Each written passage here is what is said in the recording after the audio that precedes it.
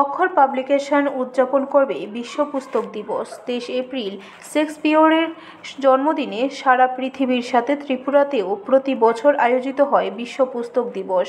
আগরতলাস্থিত Sukanta academy প্রেক্ষাগৃহে 23 April এই আলোচনা সভা অনুষ্ঠিত হবে।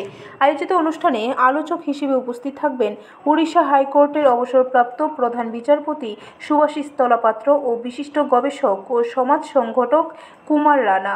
এ বছরের আলোচনার বিষয় রাখা হয়েছে সিলেবাসের বাইরের বই পড়া, এই সময় ও সমাজ। সোমবার আগরতলা প্রেস ক্লাবে সাংবাদিক সম্মেলন করে এ কথা বলেন অক্ষর পাবলিশার্সের কর্ণধার শুভব্রত দেব।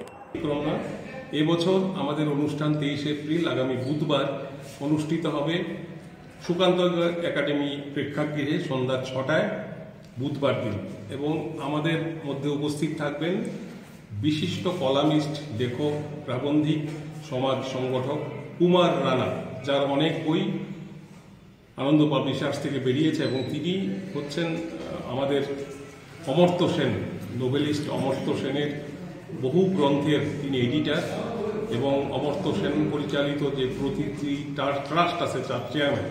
তো তিনি আসছেন প্রধান বক্তা হিসাবে। সঙ্গে রয়েছেন আমাদের উড়িষ্যা হাইকোর্টের মাননীয় প্রধান বিচারপতি শুভাশিস তলাপাত্র। ব্যুরো রিপোর্ট, খবর ত্রিপুরা।